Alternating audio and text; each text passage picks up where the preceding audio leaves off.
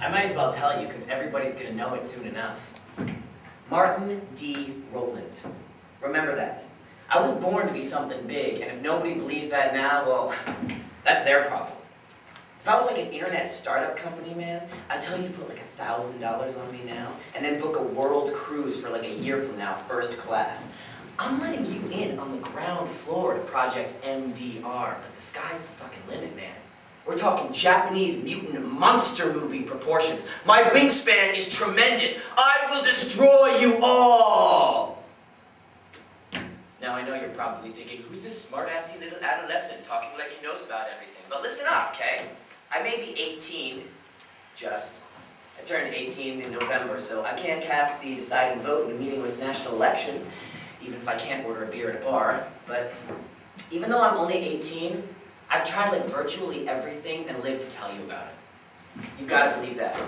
I don't know if what I've got to say is like useful or anything, but it's like people my age like 30 years ago were coming back from Vietnam, and fuck if what they had to say was useful or nice and shit. It was war stories, and that's what I've got to tell, even if I have lived in the suburbs all my life. That's a war too, sort of. Anyhow, so my name is Martin, but I should add that all of my so-called friends call me Teen, like short for Martine, like the Hispanic way of saying it. But I'm not Hispanic or anything, thank you very much. And as you may have guessed, I'm not black either, which is why it's such a fucking joke that like every other kid in the world named Martin seems to be a Negro, presumably named in honor of Martin Luther King, the famous black person.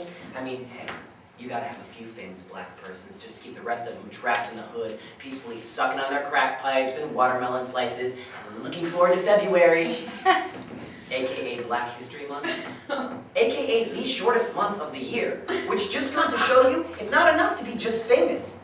I mean, hey, Oprah's famous, but she's always gonna be black.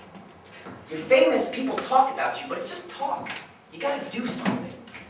Do something. I do what I can. Besides, I guess if people look at my school reports and see my name is Martin and think I'm black, I guess I got a better chance of getting into college. So, they call me Teen. Nobody calls me Martin, really, except my stepmother. The way it all got started was because of my stepmother, actually, and she hates me, if you hadn't guessed. I guess you could say I was like Cinderella, except I don't think Cinderella ever fantasized about fucking her stepmother up the ass with a baseball bat and then feeding her to pit bulls. Maybe if she did in the fairy tale books, more kids would be learning how to read. But anyhow, from day one, my stepmom could never be bothered to acknowledge my already teeny existence, so she never used to pick me up from school. She'd send the gardener, Pablo. Winnetka, Illinois, where I live, is like the city of 12,000 people, but if you look carefully, you notice approximately 12,000 more wetback Mexican gardeners. Everybody on our block has got one. And we're not talking like Ricky Martin, Latin lover types. We're talking like third world fucking pockmarked losers. Guys who couldn't hack their day job in TJ as the street barker for a girl in donkey wagon. Guys who you expect to say, psst, hey, my sister's a virgin and so is my mom. For 600 pesos, I let you get on. Now, my man Pablo's all right, actually, but I have to say, he looks just as skeevy as the rest of them. And let's face it, he shovels shit in my backyard for a living. He's not the sharpest whip in the old dominatrix's closet. And Michelle would get him to pick me up from school. He has this like pickup truck. It looks like the thing that the old cannibal farmer would drive in a Stephen King novel or something. And so the first day of 6th grade, I'm expecting Michelle, but Pablo pulls up to the front door of Hubbard Woods and screams out the window, "Hey, Martin!" He probably wanted teachers to think a Mexican family moved to Winnetka or something, but anyhow, the kids all started calling me Martin. And then preteen, and then just teen, and that's how it kind of stopped. But they'll all know my real fucking name soon enough. These days, I'm in the process of bringing order and discipline to my life. And we're not talking like doing push-ups every day, joining the JV football team, turning in my homework on time, brushing the teeth, all that, making a good citizen out of myself. This is on my own terms. This is self-realization, which means you gotta realize what your priorities are and your potentials and shit, and then live up to them. So the first thing is I decided to make things clean. Clean team. I'm in this new bedroom now, over the garage. I have been for a few months. I moved out of my old room because I couldn't stand to be on the same side of the house as Dad and Michelle anymore. So I packed up everything in my room, literally everything. Like my old 2400 baud modem and like old spiral notebooks from classes I barely pretended to pay attention to, and like yo-yos and BB guns and Happy Meal prizes from Mickey D's, and the big Figment doll that I got at the Imagination Pavilion at Epcot Center at Disney World. And like old posters of bands that I don't even think I listened to, like Bon Jovi. You wonder where this shit even came from. T-shirts I outgrew long ago with iron-on decals of the A-Team, and this one shirt that my real mom gave me that said, "Nuke a gay whale for Christ." Digital watches and busted baseballs and birthday cards and even this roll of toilet paper that I got at Spencer Gifts that had Saddam Hussein's face printed on every sheet, which I never even used because it cost like $8. And with a joke that expensive, you don't wipe your ass on it. All this stuff that's mine, and it's all legible, but I didn't write it.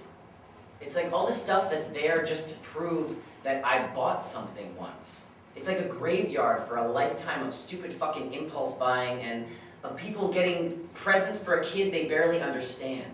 All this stuff, it's like impurities. It's not me.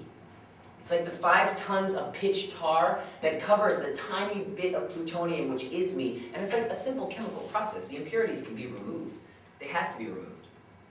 So I put everything into a giant cardboard carton, like the kind you ship a refrigerator in.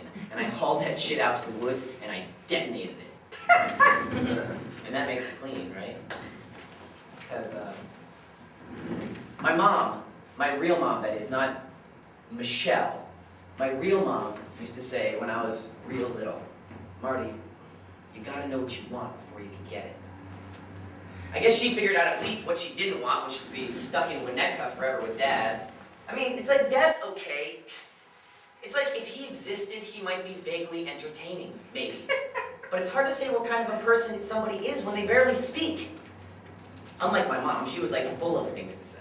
I take after her that way. It's like now I've got my website and, of course, my manuscript. And basically I'm doing what she used to do, which is to be sort of philosophical, I guess. I mean, she was trying to figure out what made this place so bad, I think, and eventually she just got the fuck out. But before she did, she used to tell me all these things to remember, and I swear to God, I remembered every single one she said before she went. I think she felt like she had to leave me with something, but boy, like she'd say, "Marty, keep in mind, you can't unscramble eggs." Or like, "Marty, remember this, you make your own fun." I thought she was just like being goofy at the time, but I realized now that she's gone and like nobody's heard from her for years, I realized she was totally trying to teach me self-reliance. And after you do that for a kid, you don't even need to stick around playing mommy, which is why I respect my mom. You know, I miss her. I used to miss her a lot, but she made me self-sufficient, so what's the point? I don't really want to try to explain what makes things so bad at home, because I tried talking to people about it, and it just seems kind of ordinary to them. What they don't realize is that what makes it so whatever the fuck the opposite of ordinary is. I mean, the place is ordinary, Winnetka, and that's the whole fucking problem. I mean, America is like so much idiotic wallpaper.